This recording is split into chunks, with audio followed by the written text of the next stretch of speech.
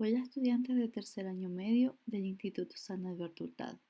Soy Miss Claudia y veremos una siguiente actividad cuyo objetivo es analizar e interpretar propósitos expresivos de obras visuales, audiovisuales y multimediales contemporáneas a partir de los criterios estéticos tales como el lenguaje visual, la materialidad y procedimiento a utilizar, o el propósito expresivo y que involucra las emociones, sensaciones e ideas que genera, entre otros, utilizando conceptos disciplinarios.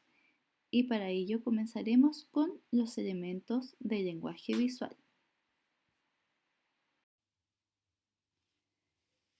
Y como pueden observar en su guía, vamos a ver los distintos elementos compositivos del lenguaje visual, siendo el primero de ellos, el más elemental, el punto. A partir del punto se crea la línea, de la línea al plano el volumen y así sucesivamente.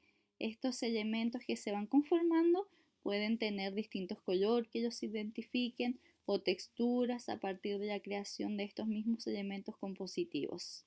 Y les presentaré un artista que representa muy bien cada uno de estos elementos. Comenzaremos por el punto y les presento a Yayoi Kusama, una artista japonesa que actualmente tiene 91 años y toda su vida se ha dedicado al arte.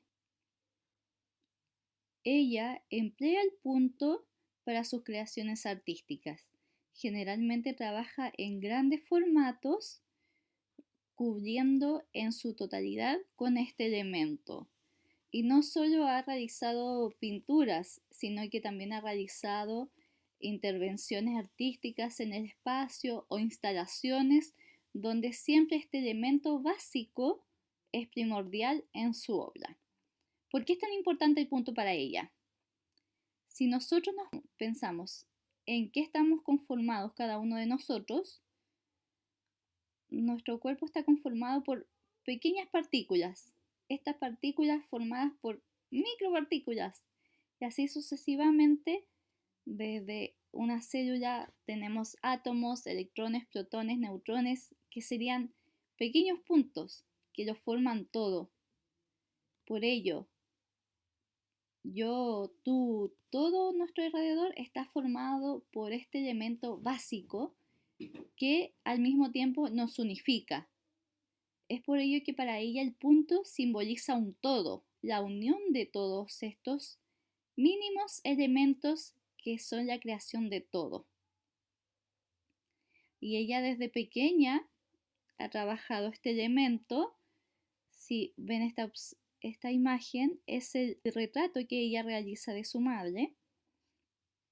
Acá la vemos más joven, un autorretrato en fotografía, acá también, y ya mayor acá trabajando. Pues ella desde pequeña sufre de esquizofrenia, lo cual le ha provocado alucinaciones. Y ve cómo todo esto, estas alucinaciones consisten en que todo se va llenando de puntos, de puntos, de puntos, de puntos, de puntos, de puntos. Y a través del arte ella muestra la visión que tiene del mundo hacia los demás. Entonces podemos ver cómo un elemento tan mínimo puede significar tanto. Luego veremos la línea. Frank Stella es un artista estadounidense, pero de descendencia italiana. Él se dedica a la abstracción geométrica, pues busca la simplicidad y la economía de los medios, con líneas depuradas y geométricas, utilizando mayormente colores planos en ellas. También trabaja en grandes formatos y siempre inspirado en este elemento, la línea. Por lo tanto, podemos ver en sus trabajos distintos tipos de líneas rectas, horizontales, verticales, líneas dinámicas, diagonales, líneas curvas, líneas quebradas, etc. Siempre este elemento está presente en su trabajo. Tenemos que considerar que la línea tiene tiene longitud. Y si le damos mayor anchura, tenemos un plano. Y les presento a Piet Mondrian.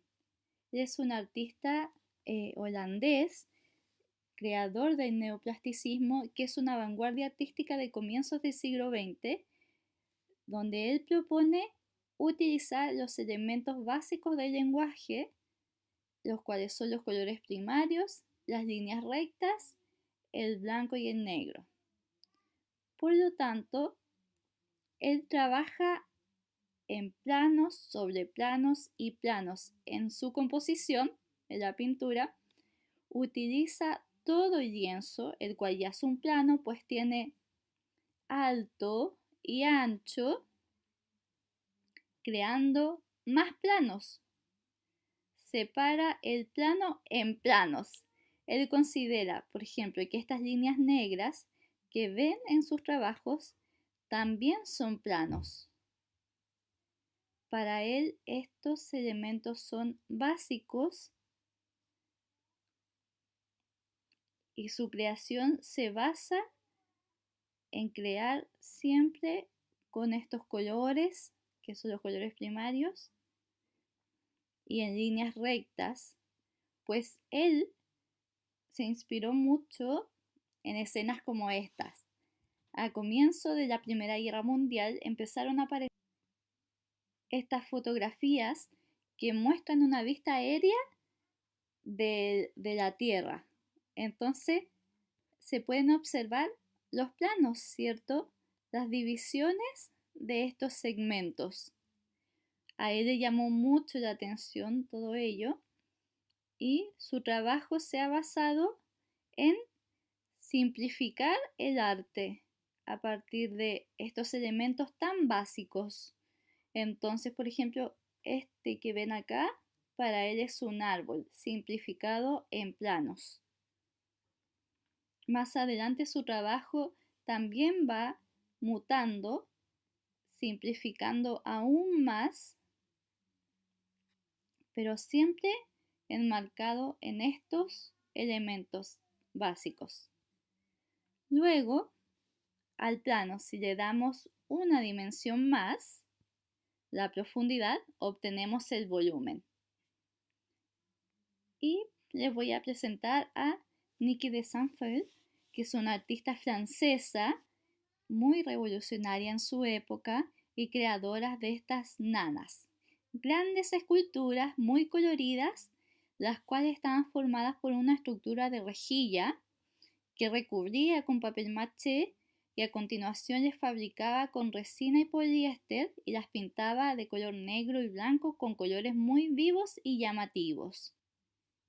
Estas esculturas, llamadas nanas por ella misma, representaban a las mujeres liberadas. Ella era una activista feminista que busca mostrar la diversidad del cuerpo de la mujer a partir de sus nanas, de estas grandes esculturas coloridas que representan y transmiten la alegría de vivir y la libertad, considerando que en los años 60 era una sociedad muy machista y consideremos que hasta hoy en día existen movimientos feministas que luchan en contra de este patriarcado, ¿cierto? Imagínense en esa época donde ocurre toda esta revolución y surgen grandes cambios sociales también. Por ejemplo, en esa época, en el año 65 aproximado, se crea la minifalda, o en los años 60 también surge la pastilla anticonceptiva.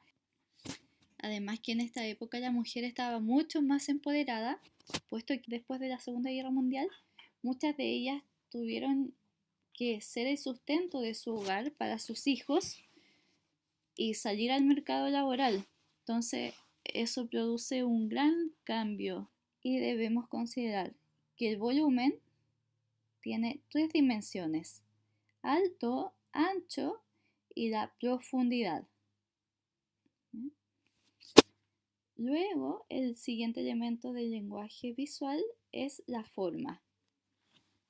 Y les presento a un artista surrealista, aunque él no se reconocía como surrealista, pero ha creado un nuevo lenguaje propio de él a partir de las formas en sus obras, tanto pictóricas como también escultóricas.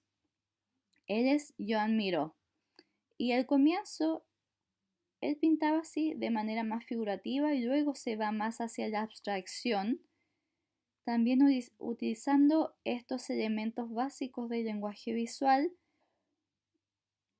Comienza con los colores primarios, luego va ampliándose hacia los colores secundarios y debemos tener en cuenta que la forma es la experiencia externa de las cosas, es la identidad de cada cosa. Por ejemplo, un conjunto de puntos, un conjunto de líneas, un conjunto de planos, de colores, de texturas que originan el aspecto de algo determinado y que lo distingue de otro objeto. Podemos reconocer distintas formas, una flor, una silla, etc. Y en su trabajo podemos acá reconocer distintas formas también,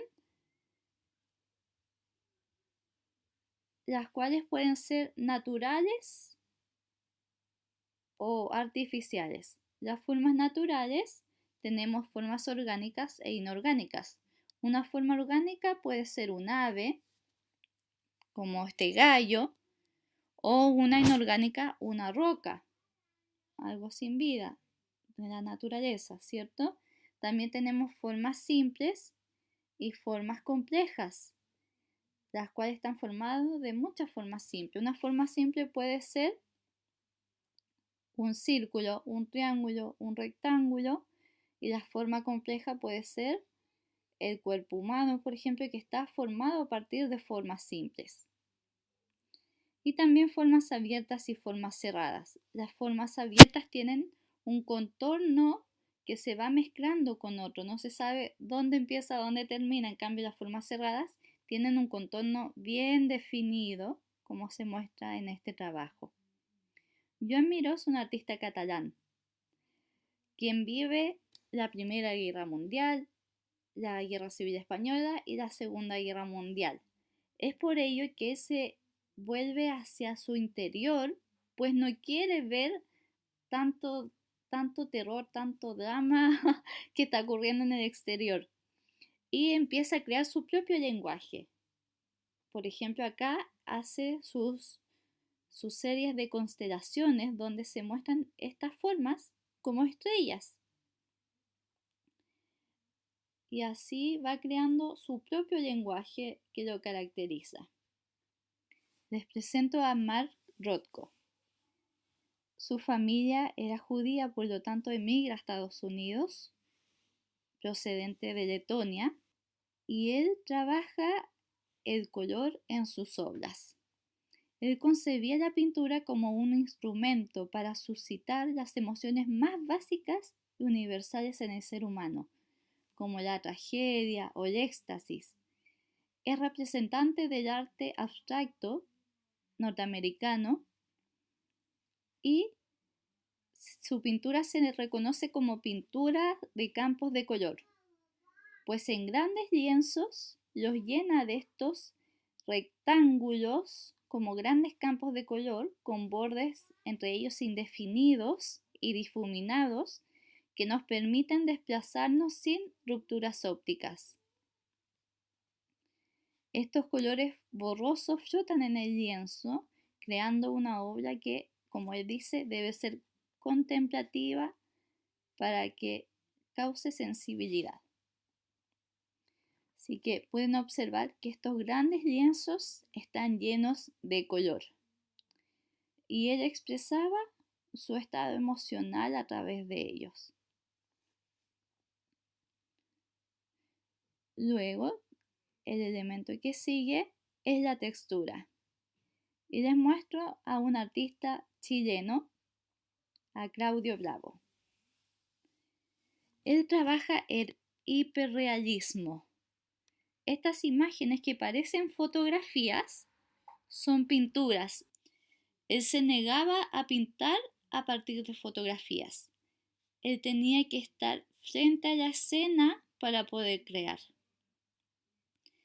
pues decía que la fotografía era bastante limitada en comparación a los humanos. Se perdían detalles en el color, en la luz y la sombra, por lo tanto, todos sus trabajos son directamente desde la escena que él observa. Este artista chileno nace en Valparaíso, pero vive la mayor parte de su infancia en Melipilla, pues su familia, terrateniente, tenía 3 fundos dedicados a la agricultura en Melipilla. Y su padre, obviamente, esperaba de él que se dedicara al trabajo familiar, pero él desde pequeño se sentía inspirado por el arte y con tan solo 17 años realiza su primera exposición individual. Como no tenía el apoyo de su padre para dedicarse al arte, se va a Concepción y se dedica a hacer retratos.